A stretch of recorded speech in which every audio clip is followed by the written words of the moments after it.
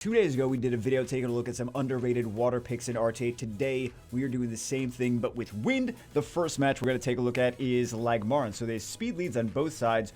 Who outspeeds, the Water Ryu or the Chiwu? Neither outspeeds. Chilling outspeeds, and then Water Ryu, and then Nikki, and then Lagmaron, and the enemy doesn't even move. He doesn't even get a turn with the Chiwu. Oh, we're starting strong, guys. We're starting strong. Now that we know this guy's blazing fast, he's got a Nephthys too. He didn't even pick the Nephthys the last match, did he? And the Lagmaron and the Chilling and the Oberon, which he did not bring the last match either, bans the Nikki out, bans the Leo out. If your units are all that fast, also two of these units do damage based on speed. Chilling and Lagmaron both do damage based on speed, so of course he's going to ban the Leo out. Goes for the AoE, mainly for all those mainly for the defense break on the Juno, since everything else had will runes, so... Goes for the big nuke on Ryu since his passive had already procced from the Nephthys. And then just goes for those little extra bits of damage. Interesting, such an early pick on the Chilling. I think maybe the Chilling should be an underrated unit as well. Also, additional damage really nice on Chilling since he has multi-hits with his skill 1. And Strip. Really nice, really nice. So this guy just likes to move fast. Also, this match, I think, happened before the last match. He's not, like, declining in rank. It just happened in the opposite order. Next match looks like the opponent's going for a bruiser comp. He pocket picks 2 speed leads. He's got the strip. He's got the multiple debuffs, including a defense break. He's got the attack power buff and also multi-hits with the Nikki. He's going to do a lot of damage with the additional damage and artifacts. And then the Lagmaron last pick. So the thing that I like about Lagmaron is that Lagmaron kind of the same thing as Sean, the Light Chimera, both of them for the same reason, right? They're kind of flexible units. You can play them as a cleave unit, you can play them as a CC unit. If your opponent starts to pick like a Josephine, be like, oh, I'm gonna stop you from CCing me, you can be like, okay, well, I'm just gonna single target cleave then. If your opponent is picking like a Vanessa Triana into you or like a Water Mage, then you'd be like, okay, I'm going to play this more aggressively for the CC. So you can kind of change your playstyle a little bit with the Sean and with the Lagmaron based on what the enemy's picking. The only thing, and this is a big thing though, is you cannot pick them early in the draft because there's just so many easy counters to that as soon as you start picking it early in the draft. You have to kind of, like, Leo is a very strong counter to that. Already speed-based damage, Lagmaron's speed-based damage dealer.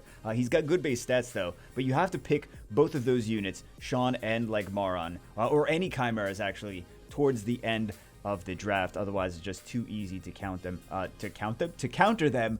You want to pick flexible units that don't really telegraph too much of your playstyle at the beginning of the draft. But I think that Lagmaron is actually a fairly flexible unit overall. You just end of the draft flexible unit. Last Lagmaron match, then we'll move on to something else. The next wind unit. So he's picking fairly standard, the same team that he's been picking. Opponent is looking to outspeed, has 2 speed leads, has 2 swift strippers, AoE strippers, bans out the 118 base speed stripper. He's like, I'm definitely going to outspeed with this Chiwu, except that he doesn't, and he gets outsped. And then he also gets silenced on top of that, so even if Chiwu did manage to cut in, he was still silenced, so there's not too much that he can do. Just obliterates them.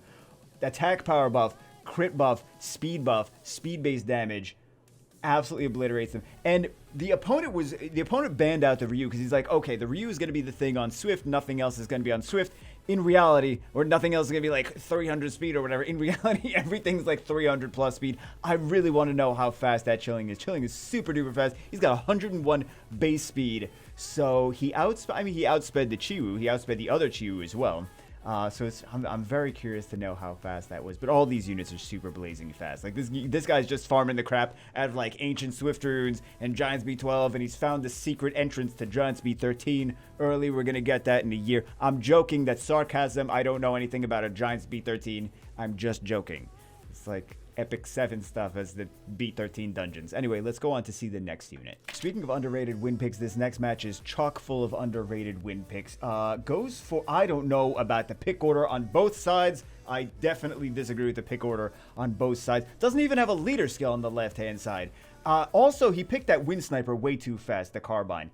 Way too fast. A lot of these units on this left-hand side are just counter units, not necessarily... And also, what was that speed tuning on the opponent's side? The Kali outsped everything else. There's so much wrong with this match. I'm trying to not rage. There's so much wrong with this match. He picks 3 counter units.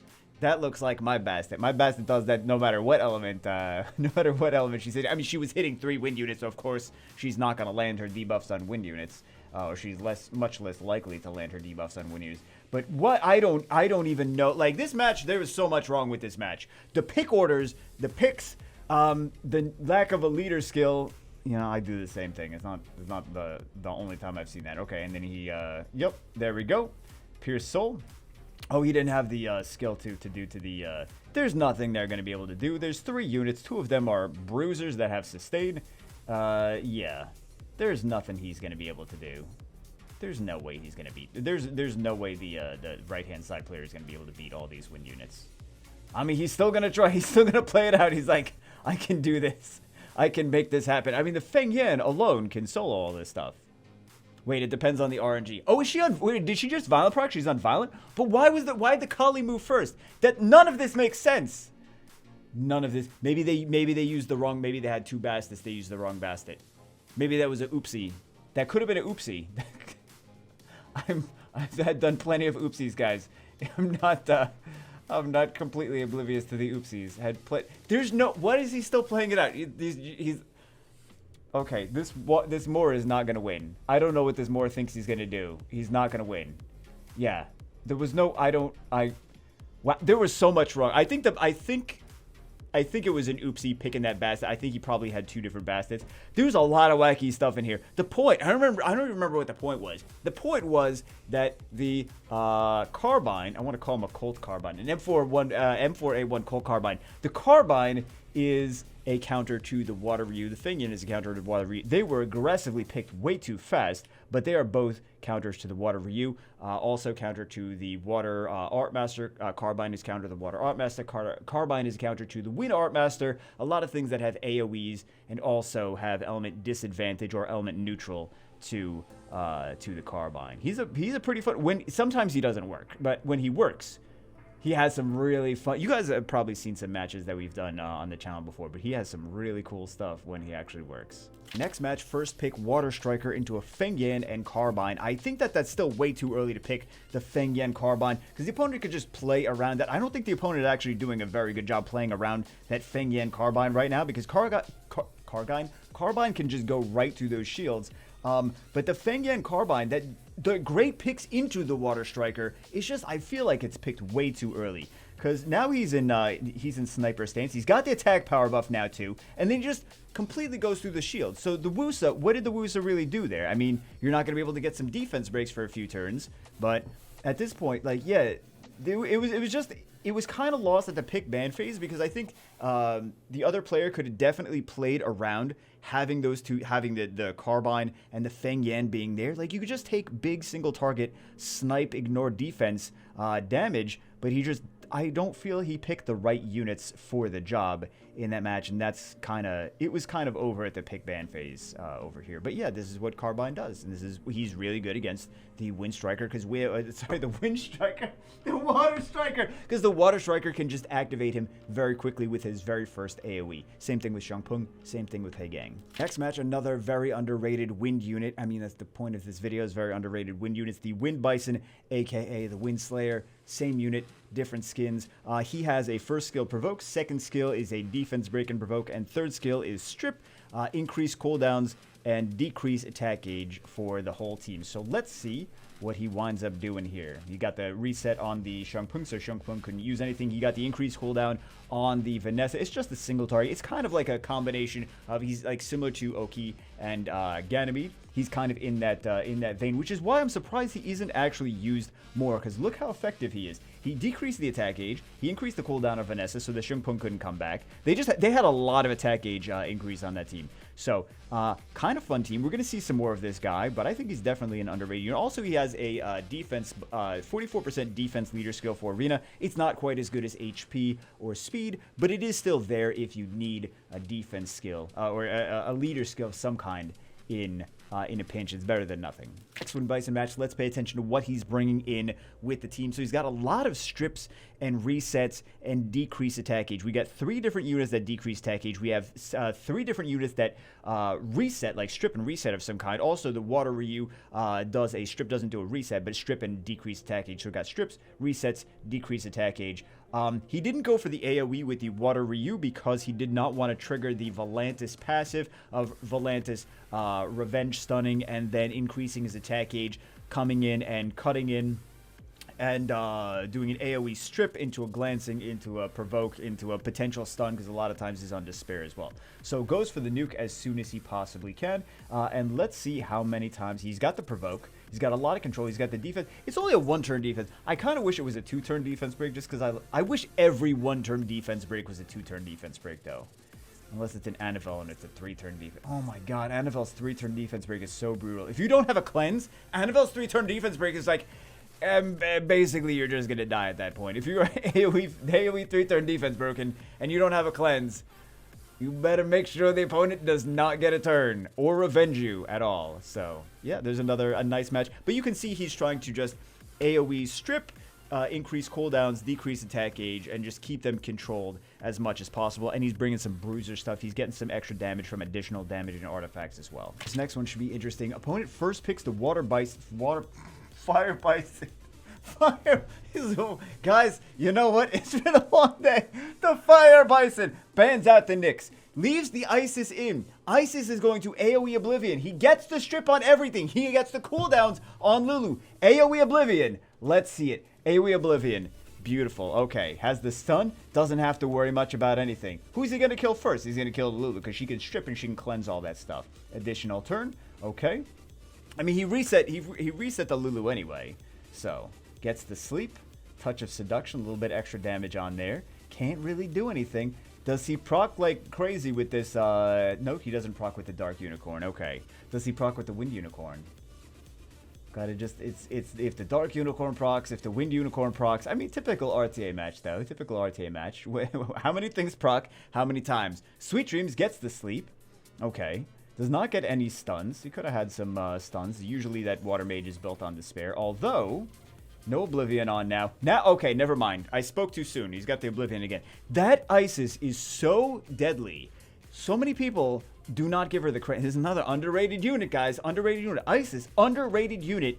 If you can get her through in the right situation, she is absolutely deadly. We've seen some tournament matches where just Isis comes in, and it's like, oh, Isis just stole the show. She easy won everything. It's because people don't give her enough credit because she doesn't really do any damage. But Hathor didn't do any damage, and Isis is so nasty. There's so much stuff that Isis can just obliterate completely by AoE Oblivion. Obliterate Oblivion? Whatever. Isis' fantastic unit. Two of these units on this team were highly underrated units, and look how well they did. Let's see another Wind Bison match. I'm trying to put them together this time. Smush them next to each other. So, what are they banning? If they're picking the Chloe into the Gianna, they've got to be... No, they didn't even ban the Gianna. Okay, so I'm curious how exactly they're going to play this. They got to... Okay, resistance. Oh, he was just planning on resetting the Gianna anyway. That was the game plan. That's why I picked the Chloe in there. And then he didn't even do anything with the Chloe. He's like, I can't do it now. Okay, resistance again. There's a lot of resists going on over here. Okay, so let's see what happens. Gets the stun on the Gianna. Okay, power surge, just the skill one. Chloe's just gonna heal that up in a second anyway. Increase cool time, and the Anavel isn't going to be able to cycle anything because she's not going to be able to get any of those sleeps on. Gianna's still going to cycle like crazy because she gets her increased attack gauge. Although, I mean, she could have gotten a glancing hit, which she did not get on her. So, let's see. That was enough damage on that Chloe to actually kill that Gianna. Okay, let's see. Resistance! Wow, everything's getting resisted every time. There's so much resistance happening. Okay. Yep, this match could have gone so many different ways. This was complete RNG match. RNG here, RNG there. RNG one way, RNG another way. This is there was a lot of resists. This is a very RNG match. The last wind monster we're going to take a look at today is something that used to get picked quite a significant amount several seasons ago. People forgot about him, but he's still very useful. So useful that he actually winds up getting banned all the time. It's so hard to find Odin matches because anytime he gets picked, people are like, oh crap, I forgot about Odin. I don't know how to deal with this. I have to ban this. So very strong into Lulus and Molongs because you just snipe things out. Doesn't have to do debuffs, defense breaks, or anything, and then kill things. Also very strong against Diana Molongs because has element advantage. Also comes back from the dead, especially really good with Nanas because Nana will bring it back from the dead. It will also very good against Nanas because if you kill something, Nana brings it back, but you still have stacks on Odin. All you have to do is get 2 more stacks, and then you could just kill again very easily. So yeah, we don't need to keep seeing this match because it's not an Odin match. Let's see some actual Odin matches. See, this is just another one where Odin winds up getting banned. This is what I told you guys. He's just so useful. People forget about him and they're like, oh crap, so good. You gotta go all the way down to Fighter 3 to actually see an Odin match that doesn't get both. Well, let's see if he gets banned here in Fighter 3 too. Since Odin seems to get banned in every single match he gets picked in, that kind of attests to the fact that he is an underrated wind monster. We're going to take a look at another underrated wind monster in just a second, but first, what do you guys think about these new transmogs? I was going to mention this earlier, but this is the Demon, the Beast Monk, and the Paladin. I think it's cute. I think that people are going to continue to play just to keep collecting all the little cute Halloween trick-or-treat monsters like 5 years down the road. Commenter was like, exactly. That's exactly the point, Bagel.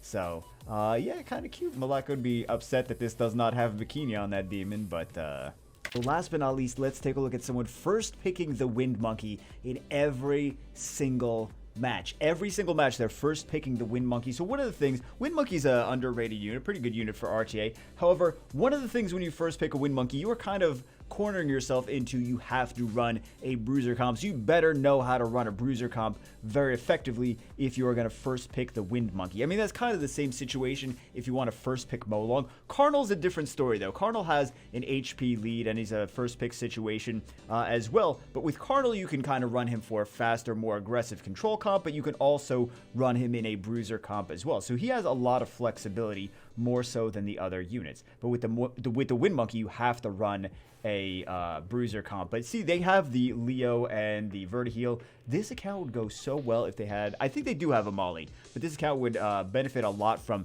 Tianlang, Ragdoll, some of the, I mean, any account would benefit from that. Tianlang, Ragdoll, Dark Druid, some of the things that are very good bruiser units, but especially since they like to do Vertiheel, Ragdoll, and they also have the Light Unicorn as well.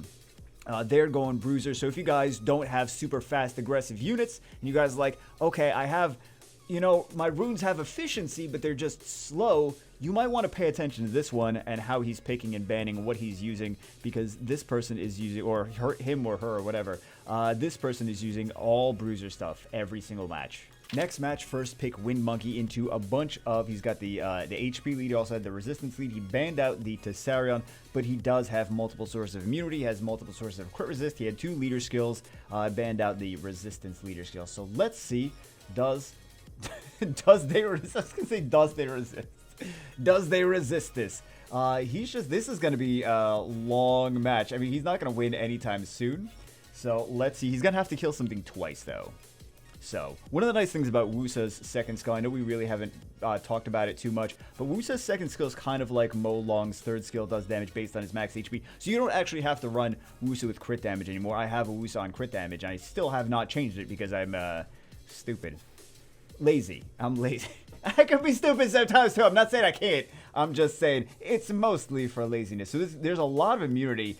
They really had to try to get that strip on the Ethna to try to get the bomb there. So, is this going to be able to, and that was enough to heal a little bit more, is this actually going to be able to, or is he going to get another, he didn't get the sleep, but he did get the CC on the Ethna, because that would have helped do a little bit more damage to that Wind Monkey. Not enough, especially with the Wind Monkey damage mitigation passive, and then the cleanse on here, it's just going to be so nasty. They got to try to keep that Ethna stunned as much as possible and stop themselves from dying.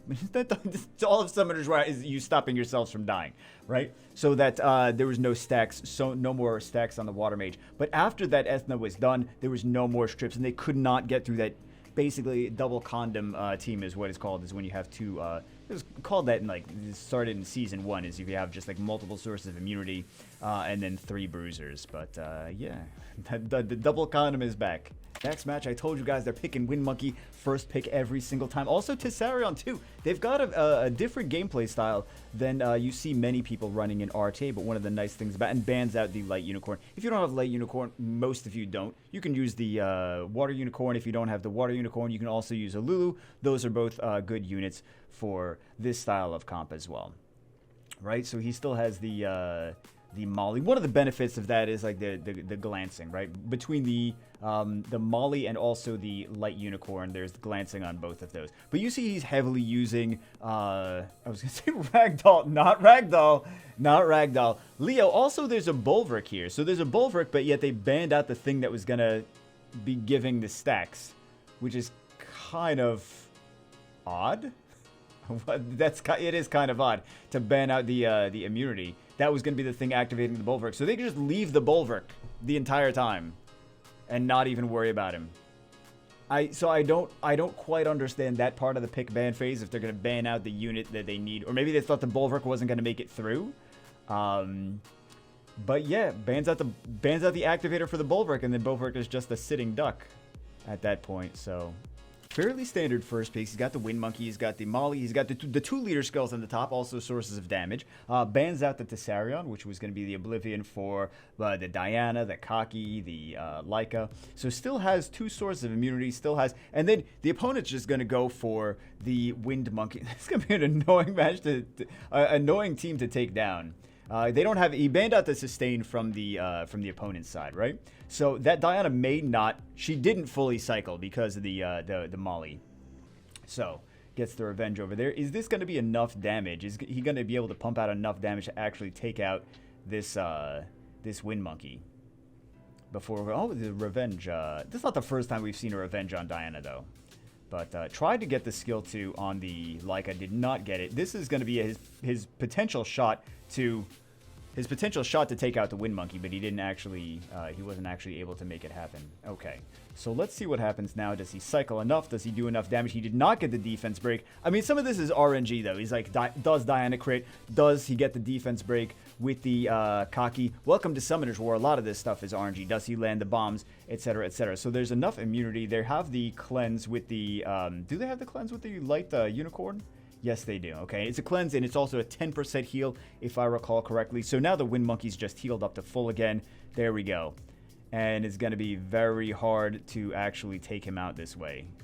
It really is. I mean, Leica goes through the shield, the invincibility, everything else. There's no invincibility on here. I'm just saying Leica goes through his skill 2, goes through invincibility. Just like those snipers, skill 1 goes through invincibility and defense buffs and things like that.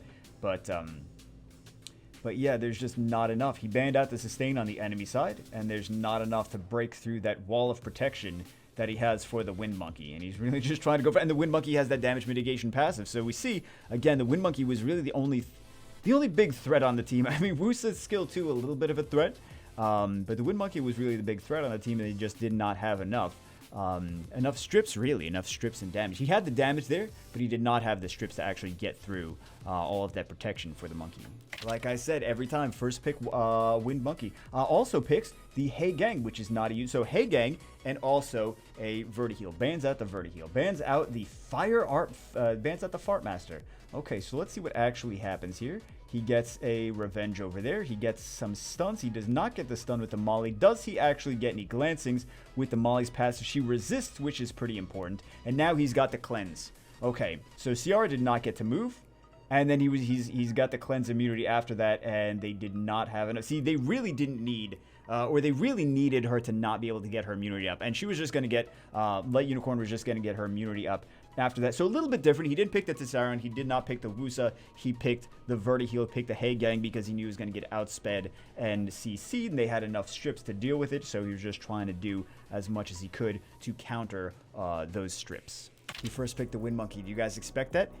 Yeah, I expected that too. Okay, so he actually picks a little bit differently this match. He doesn't go for the Light Unicorn. He sees the HP-based cleave coming, and he goes for the Abellio instead. So he actually had 2 different counters to the HP-based cleave. He had the Abellio, and he also had the Wusa. So the Wusa shield would have absorbed some of the damage from the Molong Reckless Assault. And then the Abellio is actually, if the Molong goes for one of those units, the Abellio will cut in, the HP will get low enough, the Abellio will cut in, and Abellio can just use skill 3 and heal. So he's kind of just playing around, trying to play around that as much as possible. So now it's just a matter of RNG. Do you get the CCs?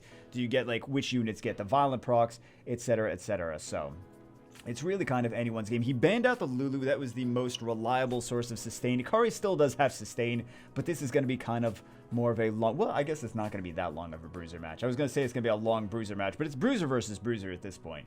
So, but you see he did change his strategy up based on what his opponent's picks are. And a lot of people like to go, okay, these are my 5 units for RTA. What do you think? Like, they like to ask me what I think about it. I'm like, you can't just pick only 5 unless you have like an Exodia comp, and even so, how to play changes their strategy all the time. They're like, oh, I'm not going to pick this match, this thing for this match, I'm going to pick this other thing. It's like, you can't just pick the same 5 units every single match no matter what your opponents are picking. You have to actually change up your units. So this guy's saying, okay, my opponent is picking an HP based bruiser cleave kind of thing. I'm going to pick the Abellio and the Wusa instead of, if they're bringing a control thing, like you saw he picked the Verti Heal and the Hey Gang for one match. You saw he was picking the Light Unicorn for the immunity and the glancing in another match. So he's kind of, he does have some staple units that he likes to gravitate to, or he or she or whatever likes to gravitate towards all the time. Like, for example, the Wind Monkey, but also changing it up based on what his opponents are picking. So let's see. Oh, this one's in a bad spot now. He gets the additional turn, though. That was a clutch additional turn, 19,000 damage. Also, Tessarion, we don't really talk about it too much, but Tessarion got a buff not recently, like a year and a half ago, something like that. Quite a while ago, that made him stronger. But again, we don't really talk about it. Additional turn from Tessarion. So additional turns, guys, I don't know if you know this. I don't know if you've played Summoners War at all. Additional turns can turn the tide of a match. So could have been a loss, turned into a win based on RNG. So did not kill with that Tessarion. But yeah, Tessarion's passive did get improved a little bit quite a while ago. So I mean, the RNG could have gone either way. If this was kind of either player's game at some points, and especially some clutch violent procs swayed the match. But you see how they changed their play style of, okay, I'm not going to pick as much immunity or counter mechanics. I'm going to pick more shields and interruptions like the Abellio to interrupt and come in and heal as a counter to that Molong. Last match of the day, and then I am going to bed. So first picks Wind Monkey, who saw that one coming, and then the Hey Gang Verti Heal, which we've seen them pick as well. So does not have a whole ton of sustain heal-wise. Has a little bit of a heal right here on the Light Unicorn. Gets the Glancings over there. Hey Gang's such an OP unit. Hey Gang and Verti Heal and Leo all together.